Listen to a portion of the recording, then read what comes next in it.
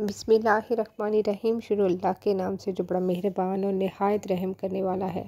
अल्लाह ताला आपको और मुझे दीन और दुनिया की भलाइयाँ नसीब करे, आमीन। मेरी प्यारी बहनों और भाइयों, अस्सलाम वालेकुम। फजर की नमाज के बाद दौलत वाली ये छोटी सी तस्बीह आपने पढ़ लेनी है, तो इंशाअल्लाह ताला आप देखेंगे, अगर आपको ज़ाती मकान चाहिए, घर चाहिए, गाड़ी चाहिए या कोई जायदाद चाहिए या किसी भी तरह का रिस्क की कमी है, रिस्क की वुसअत चाहिए, तो आप इस अमल को लाजमी कर लें। जो कोई माली वजह से परेशान है, माशी वजह से परेशान है, रिस्क की कमी की वजह से परेशान है, तंग है या गुर्बत की वजह से है या पैसे हैं तो बहुत कम है, तो आपने ये अमल लाजमी कर लेना है। इस अमल की बरकत से इंशाअल्लाह ताला रिस्क में ऐसी वुसअत आएगी, वहाँ से रिस्क अल्लाह ताला आपको अता करेंगे जहाँ से आपकी सोच भी नहीं जा सकती, आपका गुमान भी नहीं हो सकता। ये कुरान पाक की एक सूरत का वजीफ़ा है। ये एक ऐसी बाबरकत सूरत है, रब्बे मोहम्मदी की कसम सारी दुनिया तुम्हारे कदमों में होगी, तुम्हारा मुकद्दर और तुम्हारा नसीब बदल जाएगा।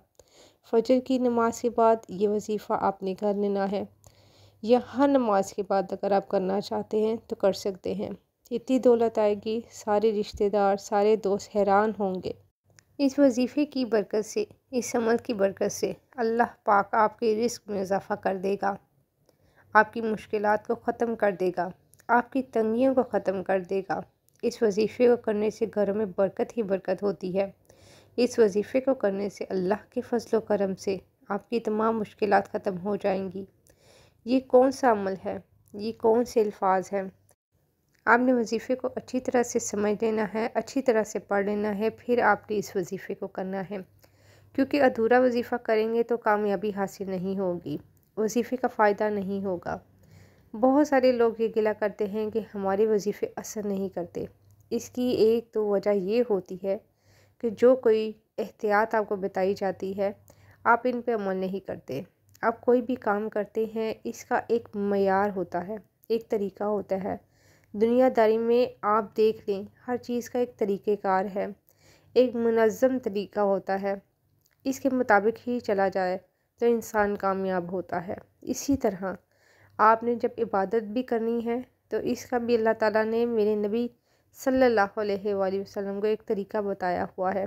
अब ये नहीं हो सकता कि इशा की नमाज़ दोपहर को पढ़ना शुरू कर दें, वो अपने अपने टाइम पे ही आपने पढ़नी है, और इसकी भी एक तादाद मुकर्रर है।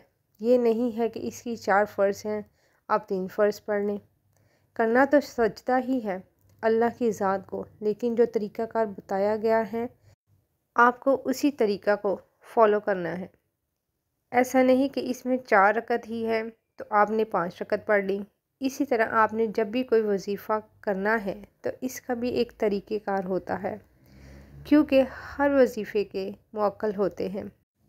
जब उस वजीफ़े को बताई गई तादाद के मुताबिक, बताए गए तरीके के मुताबिक ही किया जाए तो तभी वजीफ़ा असर रखता है। ऐसा नहीं कि आप अपनी मर्ज़ी से तादाद कम ज़्यादा कर लें, अपनी मर्ज़ी से आप जगह तब्दील कर लें, अपनी मर्ज़ी से जो आपको नमाज के बाद कहा गया है आपने अपनी मर्ज़ी से किसी और नमाज के बाद कर ली। कुछ वज़ाइफ़ में छूट होती है, लेकिन कुछ वज़ाइफ़ में छूट बिल्कुल भी नहीं होती। उसको बिल्कुल वैसे ही करना पड़ता है जैसे बताया जाता है।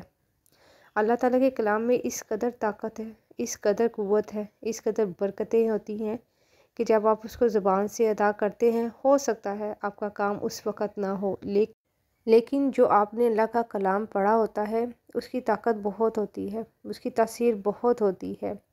वो अपना काम करना शुरू कर देता है, लेकिन ये अल्लाह ताला की मर्ज़ी है कि वो अपने बंदे की नीयत देखता है कि मेरा बंदा किस नीयत से और किस इरादे से ये अमल कर रहा है।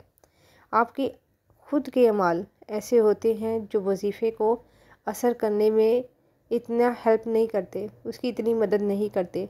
इसलिए सबसे पहले अपने आप को भी ठीक करना पड़ता है, उसके बाद वज़ाइफ़ करने पड़ते हैं। अगर आप दिन में 4 नमाज़ें पढ़ लेते हैं और कह लेते हैं हम वजीफ़ा कर लें, तो ऐसा नहीं। वजीफ़े की जो सबसे पहली जड़ है, आप समझ लें वो नमाज है। अगर जड़ मज़बूत नहीं होगी तो वजीफ़ा असर नहीं करेगा। सबसे पहले नमाज़ों की पाबंदी लाजमी है। جب نمازوں کی پابندی آپ اپنے پر لازم کر لیں گے، کوئی بھی نماز نہیں چھوٹے گی، تو جب بھی وظائف کریں گے تو انشاءاللہ تعالیٰ وہ ایسا اثر دکھائیں گے کہ آپ کے خود بھی گمان میں نہیں ہوگا۔ اس لیے جو کوئی بھی وظیفہ بتایا جاتا ہے، اللہ والوں نے اس میں بڑی محنتیں کی ہوتی ہیں، تو آپ نے اس طریقے پر عمل پیرا ہونا ہے، اس طریقے کو آپ نے مد نظر رکھنا ہوتا ہے، اس میں تعداد کا بھی بہت زیادہ خیال رکھنا ہوتا ہے۔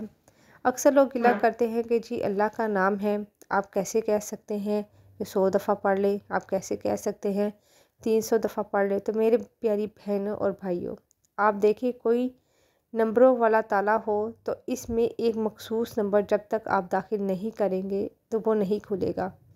کیوں نہیں کھلے گا؟ نمبر تو سارے ہیں، آپ کوئی بھی نمبر بنا لیں، لیکن جو مخصوص نمبر آپ نے اس پہ لگایا ہے وہی نمبر آپ ڈالیں گے تو پھر ہی وہ تالا کھلے گا۔ اسی طریقے سے جو وظائف ہوتے ہیں ان میں بھی تعداد، جگہ کا اور جو اس کا طریقہ کار ہے اس کی بہت اہمیت ہوتی ہے۔ امید ہے آپ کو میری بات سمجھ آ جائے گی۔ تو آپ نے یہ عمل کرنا کیسے ہے؟ آپ فجر کی نماز کے بعد اس عمل کو کر لیں، یہ سورت پڑھ لیں، آپ کی جیب سے پیسے کبھی ختم نہیں ہوں گے۔ اللہ پاک آپ کو اتنا زیادہ عطا کرے گا، آپ کے پاس اتنا پیسے آئے گا جس کی دولت کی کمی جو ہے وہ ہمیشہ کے لیے ختم ہو جائے گی۔ اللہ کے خزانے بہت وسیع ہیں، جب بندہ سچے دل سے مانگتا ہے تو اللہ تعالیٰ رزق کے دروازے کھول دیتا ہے، پیسوں کی جو کمیاں ہیں وہ ختم کر دیتا ہے، گھروں میں برکت آنا شروع ہو جاتی ہے۔ تو اس وظیفے کا طریقہ کار آپ سمجھ لیں، آپ نے پاک صاف ہو کر پاک جگہ پہ بیٹھ جانا ہے۔ اس عمل کو کرنے سے پہلے آپ نے کوشش کرنی ہے کہ باوضو رہیں۔ اگر آپ نماز کے بعد کر رہے ہیں تو آپ نے نماز کے فوراً بعد سب سے پہلے اعوذ باللہ من الشیطان الرجیم پڑھ لینا ہے اور 3 بار بسم اللہ الرحمن الرحیم پڑھ لینا ہے تاکہ شیطان مردود کا وسوسہ آپ سے ختم ہو جائے۔ اس کے بعد آپ نے درود پاک پڑھ لینا ہے۔ سبھی درود پاک بہت پیارے ہوتے ہیں، لیکن اگر آپ درود ابراہیمی پڑھتے ہیں تو اس کی فضیلت اور اس کی اہمیت زیادہ ہے۔ درود شریف پڑھنے کے بعد آپ نے یہ اللہ کے صفاتی نام ہیں، بہت ہی بابرکت نام ہے، آپ نے اسی ترتیب کے ساتھ پڑھنے ہیں۔ یا مجیبو یا اللہ، یا مجیبو یا اللہ، یعنی کہ یہ دونوں ناموں کو ملا کر پڑھیں گے تو ایک شمار ہوگا۔ آپ نے صرف 11 مرتبہ پڑھنا ہے، یہ کم سے کم تعداد ہے۔ اگر آپ اس کو بڑھا سکتے ہیں تو آپ بڑھا لیں، 41 بار بھی پڑھ سکتے ہیں، یا کوئی زیادہ بڑھانا چاہتا ہے تو وہ 313 بار بھی پڑھ سکتا ہے، تو وہ کثرت میں آ جائے گا۔ اس کے بعد قرآن پاک کی ایک بالکل چھوٹی سورہ ہے جو کہ آپ نے پڑھنی ہے۔ اس میں آپ نے ایک بات کا بہت دھیان رکھنا ہے، کچھ چیزیں ایسی ہوتی ہیں جو ہمارے رزق کو ختم کرتی ہیں۔ اللہ تعالیٰ کی طرف سے جو رزق کی کمی آتی ہے وہ کچھ باتیں ہوتی ہیں، ان باتوں کو آپ لازمی ذہن نشین کر لیں۔ اپنی اولاد کو اور خاص طور پر اپنی بیٹی کو گالیاں نہیں دینی، یہ بہت ہی نحوست والی بات ہے۔ دل میں آپ نے کسی کے لیے بغض نہیں رکھنا، اور مہمانوں کو دیکھ کر جو سب سے زیادہ نحوست آج کل ہمارے گھروں میں ہے، مہمانوں کو دیکھ کر اندر ہی اندر اپنے آپ کو کوستے رہتے ہیں، منہ بناتے ہیں کہ اتنا خرچہ ہو جائے گا۔ مہمان اللہ کی رحمت ہوتی ہے۔ اللہ تعالیٰ سے حضرت موسیٰ علیہ السلام نے پوچھا کہ یا اللہ تو سب سے زیادہ جب خوش ہوتا ہے تو کیا کرتا ہے؟ تو اللہ تعالیٰ نے فرمایا میں بارش برساتا ہوں۔ دوسری دفعہ پوچھا کہ یا اللہ تو اس سے بھی زیادہ جب خوش ہوتا ہے تو کیا کرتا ہے؟ تو اللہ تعالیٰ نے فرمایا میں لوگوں کے گھروں میں مہمان بھیجتا ہوں۔ سبحان اللہ۔ اور تیسری دفعہ جب پوچھا گیا تو یا اللہ جب تو اس سے بھی زیادہ خوش ہوتا ہے؟ تو اللہ تعالیٰ نے فرمایا کہ میں لوگوں کے گھروں میں بیٹیاں پیدا کرتا ہوں۔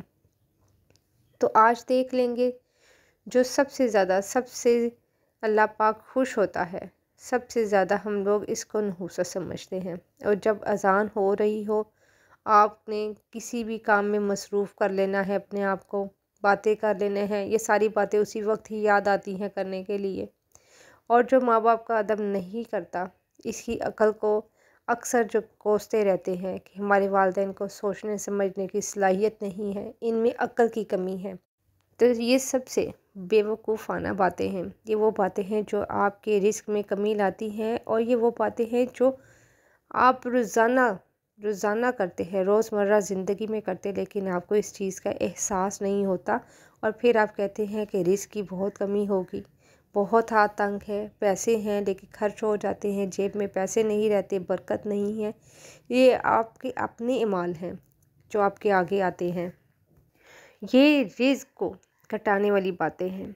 नमाज के बाद आपने लाजमी दुआ मांगनी है। दस्तरख़्वान पर जो रोटी के छोटे छोटे ज़र्रात होते हैं, जो खाना बच जाता है, अक्सर ख़वातीन हैं जो इसको धो देती हैं, वो नालियों में चला जाता है। ये रिज़्क की बेबरकती होती है। आपने इन बातों का ख़ास ख्याल रखना है। ये बातें बताने का मकसद ये है कि इन चीज़ों को आप मद्देनज़र रखें, एहतियात करें। छोटी बातें लिखती हैं लेकिन दरअसल ये हमारे रिस्क में कमी लाती हैं, हमारे घर से नहूसत जाती नहीं है। इन आदात की वजह से आपने इन आदात को भी ख़त्म करना है और इस वजीफ़े पे अमल करना है। वज़ाइफ करने के साथ साथ अपने अमाल को भी ठीक करें तो घर में खुशहालियाँ, खुशियाँ, बरकतें सब आएंगी। इसके बाद आपने कुरान पाक की सूरह अलम नशरा को आपने 33 बार यानी कि 33 टाइम्स आपने पढ़ना है।